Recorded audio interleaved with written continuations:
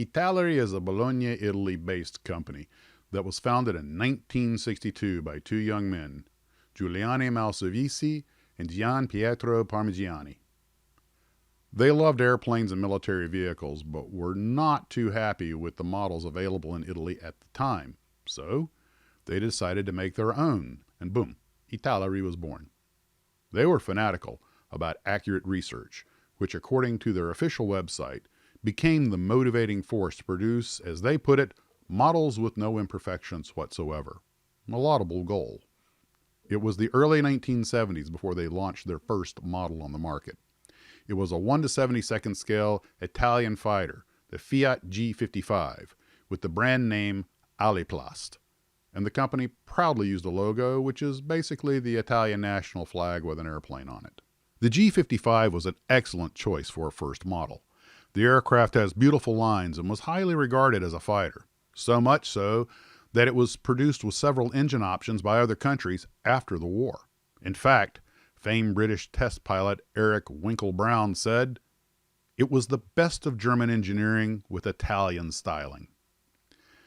The G55 was to the Italians what the P-51 Mustang was to the Americans or the Spitfire was to the British, and Aliplast did the beloved airplane justice, especially given that this was their first try at a model. You will see the name Aliplast from time to time in the modeling world as other companies would begin buying and remarketing their model, especially a rather short-lived company called Supermodel.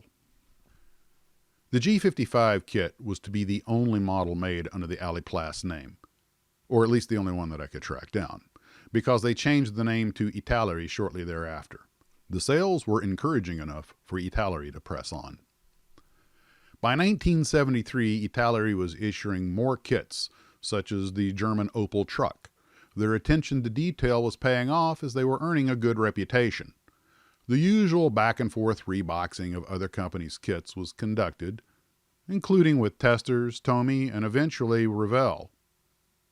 A deal with Eschi led to mold-making work, in addition to occasional reboxing of each other's kits. Eschi and Italeri developed a close and amicable working relationship. One could even call it a corporate friendship. By 1976, Italeri was beginning to add kits at a more rapid pace. They had expanded into ships, cars, figures, and accessories, and had a well-rounded catalog, but not everything that said Italeri was a real Italeri kit. In the late 1970s, the deals they had with Testors meant you could buy an Italeri Testors kit that was really just an old Hawk kit that Testors was making with the molds they acquired with their buyout of Hawk. Or it could be a real Italeri kit sold by Testors. You need a roadmap to keep it straight, or scalemates. In the 1980s, the Italeri catalog continued to expand as they released 70 new kits across the decade. In 1983, they even provided an SR-71 kit for Tamiya. The pace continued into the 90s, and in 1999 they were the first company to make a 1/48 scale F-22 Raptor.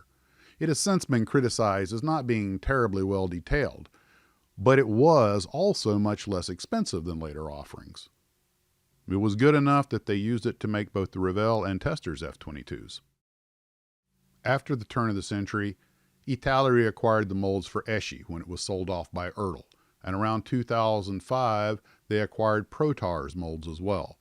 Protar mostly made racing cars and motorcycles and a couple of boat kits. It was the same year that Italeri provided another mold for Tamiya, a Junkers 88. Italeri is considered by many model makers to be a solid mid-range kit maker on both detail and cost, although the quality has come up since the turn of the century, but then so has the price. Some of their kits, such as their 1/72 scaled C-27 Spartan and the 1/48 scale F-16C Barak, have received considerable praise. Italeri also started making starter sets, which is a good way to try and interest people to get into the hobby of kit model building. An excellent marketing idea.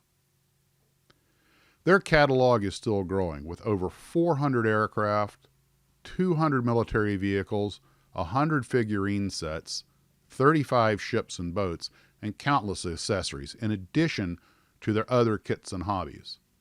Well, that brings us up to today. Their business appears to be going strong, and, well, that's pretty much it for Italeri.